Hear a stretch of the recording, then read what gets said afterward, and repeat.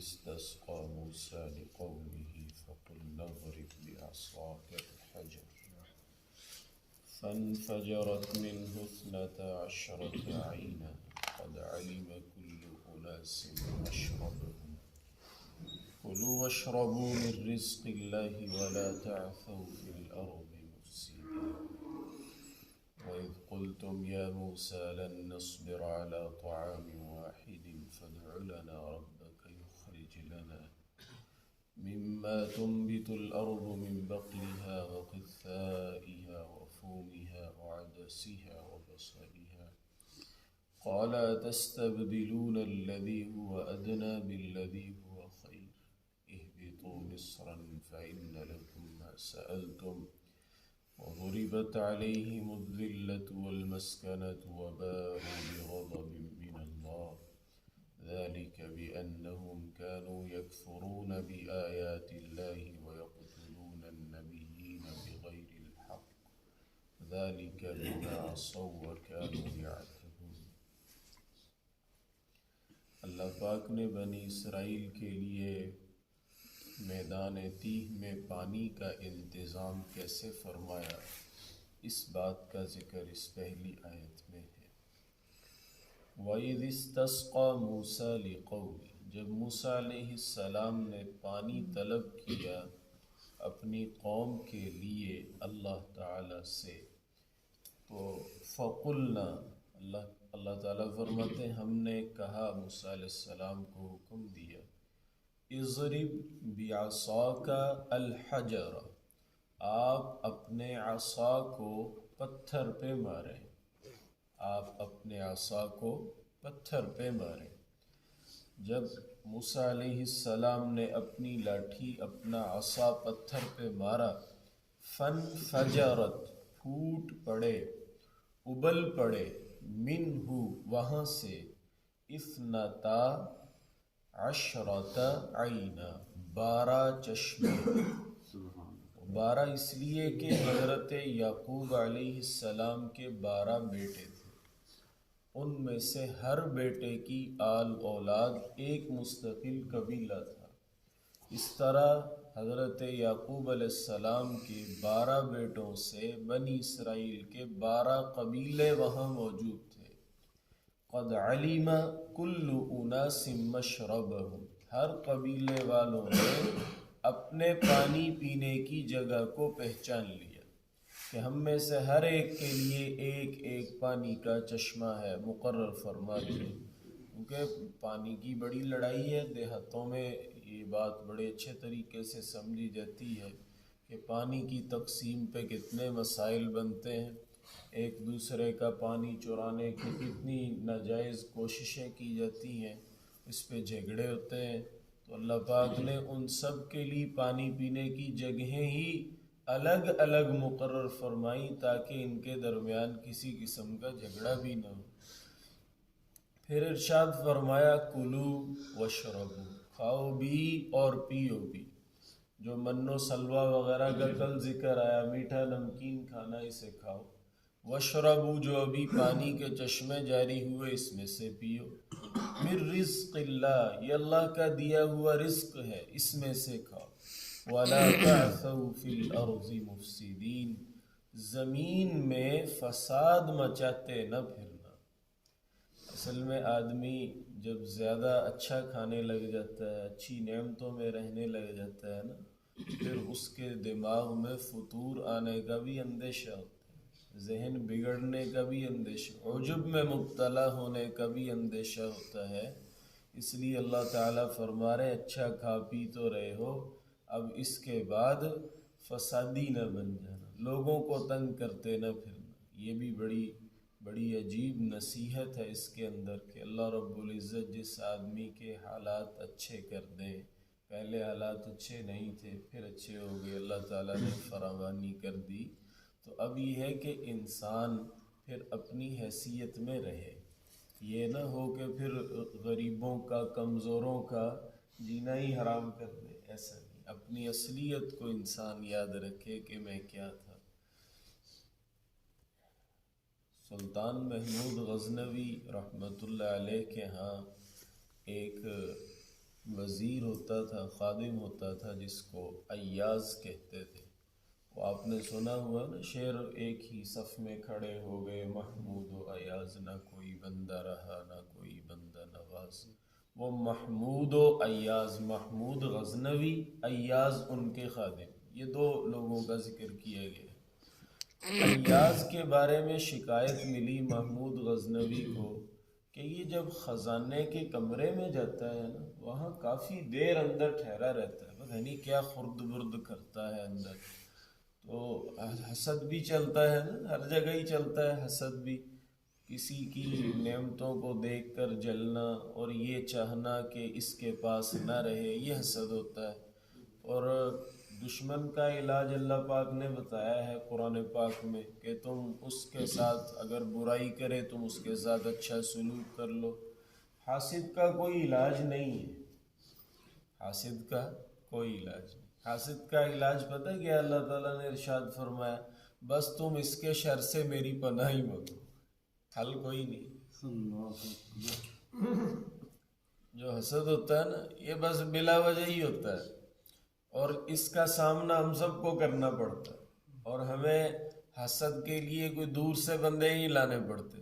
اکثر ہمارے قریب کے لوگ ہم سے حسد کیا کرتے ہیں، اس کی وجہ یہ ہے کہ ہمارے بارے میں زیادہ جو جانتے ہیں وہ قریب کے لوگ جانتے ہیں، دور والوں کو تو پتہ ہی نہیں ہے یہ کہ سال میں کیا ہے. تو جن کے سامنے ہماری حیثیت کھلی ہوتی ہے انہیں پتہ ہوتا ہے اچھی طرح کہ ان کے پاس کیا کیا ہے، تو وہیں حسد شروع ہو جاتا ہے، وہیں حسد شروع ہو جاتا ہے. اور اس حاسد کا کوئی علاج نہیں ہے کہ آپ اس کے ساتھ اس طرح رویہ کریں تو حسد ختم ہو جائے. ہاں بس آپ یہ کہیں وَمِن شَرِّ حَاسِدٍ إِذَا حَسَدَ، بس اللہ کی پناہی ہے، اللہ کی پناہی. تو اس حسد کی بنیاد پہ محمود غزنوی سے شکایت کی گئی کہ جو فلانا، انہوں نے دیکھا یہ بڑا مقرب ہے محمود کا، تو لہذا شکایات کر کے دور کرنے کی کوشش کی جائے. ہمارے اداروں میں دفتروں میں بہت کچھ چلتی ہے اس قسم کی چیزیں. تو محمود نے کہا ٹھیک ہے انکوائری لگوا لیتے ہیں، تحقیق کرا لیتے ہیں. ایک دن یوں ہوا جب وہ خزانے کے کمرے میں گیا ایاز، تو محمود نے وہاں اچانک جانے کا فیصلہ کیا. دستک دی زور سے، بادشاہ سلامت.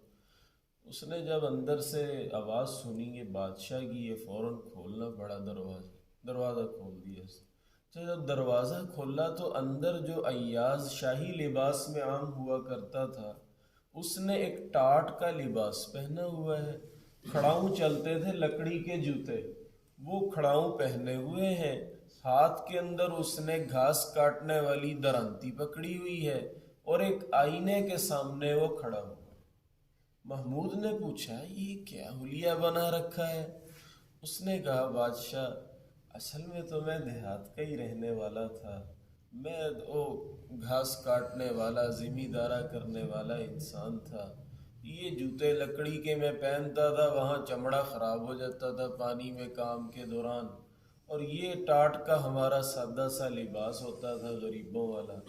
پھر اللہ پاک نے میری دیانتداری کی وجہ سے مجھے آپ کی نظروں میں اچھا بنا دیا، عہدہ دلوا دیا، شہروں میں آگے اچھے گھر میں رہنے لگ گئے، اچھا لباس پہننے لگ گئے، اچھے کھانے کھانے لگے، اچھے لوگوں میں بیٹھنے لگ گئے. تو لیکن اب پہلی اپنی اصل کو بھی یاد رکھتا ہوں. میں روزانہ نا کچھ وقت یہ میرا بریف کیس ہے، اس کے اندر یہ میرا پرانا سامان پڑا ہوتا ہے، یہ میں پہن کے آئینے کے سامنے کھڑا ہو کے کہتا ہوں ایاز یہ عہدہ منصب شہری زندگی بادشاہ کی قربت کی زندگی تجھے تکبر میں مبتلا نہ کرے، تیری اصل یہ اصل یہ.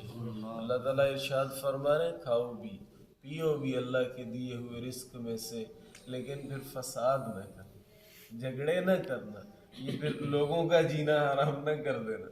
وَإِذْ قُلْتُمْ يَا مُوسَىٰ، اے بنی اسرائیل یاد کرو جب تم نے کہا تھا موسیٰ علیہ السلام سے لن نصبر علی طعام واحد، یہ ایک ہی طرح کا کھانا ہم سے اب نہیں کھایا جاتا، من و سل. فادع لنا ربک، آپ ہمارے لیے اپنے اللہ سے دعائیں کر دیجئے. یخرج لنا مما تنبت الارض، کہ اب اللہ پاک ہمارے لیے زمین کی پیداوار میں سے کچھ عطا فرمائے. من بقلیہا سبزیاں ہونی چاہیے، قثائیہا ترکاریاں، اس کا ترجمہ ککڑی کرتے ہیں جس کو ہم تر کہتے ہیں، کھیرا تر اس قسم کی چیزیں، مطلب یہ کہ سلاد بھی ہونا چاہیے ساتھ، وفومیہا گندم ہو، عدسیہا دالیں ہوں اناج ہو، وبصلیہا اور پیاز وغیرہ ہو، جیسے ادرک ہوتا ہے، پیاز ہوتا ہے، لہسن، اس قسم کی چیزیں ہونی چاہیے۔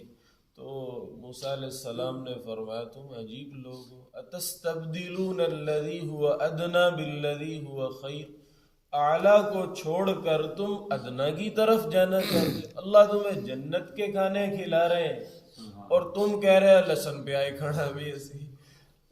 موسیٰ علیہ السلام حیرانگی کا اظہار فرما رہے ہیں کہ تم اعلیٰ کو چھوڑ کر اس نعمت کو ادنیٰ میں بدلنا چاہتے ہو، اگر یہی تمہاری چاہت ہے، تم اس پہ خوش نہیں ہو تو اہبطوا مصرا، پھر اللہ فرما رہے ہیں وہ سامنے بستی میں چلے جاؤ جس کا کل بھی ذکر آیا تھا، فَإِنَّ لَكُمْ مَا سَأَلْتُمْ، وہاں جو تم کہہ رہے ہو نا فرمائش کر رہے ہو یہ تمہیں وہاں مل جائے گا اس بستی میں، لیکن ایک بات ہے وَضُرِبَتْ عَلَيْهِمُ الذِّلَّةُ وَالْمَسْكَنَةُ، اب مہر لگا دی گئی ہے تم پر ذلت کی اور رسوائی کی، کیونکہ تم نے پیر پیر پہ اللہ کی نافرمانی بھی کی اور اللہ کی نعمتوں کی ناشکری بھی کی، نافرمانوں اور ناشکروں کے حصے میں ذلت و رسوائی ہی آتی ہے۔